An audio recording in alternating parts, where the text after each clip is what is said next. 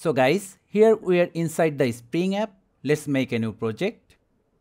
Go to Image Assets, then pick a background color. Tab on top right corner cross button to move to the main project.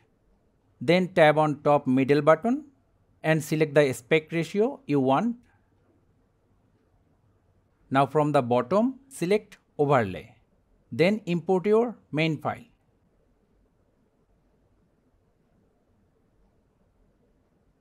Same, tab on the top right corner cross. So here we have our video clip. Now just tab, hold, drag the bottom right corner icon to scale the video like you want, and the upper one for free rotation. Lastly, tab on empty space, then select the background. Tab, hold, drag. Make sure your background layer have the same length as the original video clip. And we are done. So thank you guys for watching. Have a good day.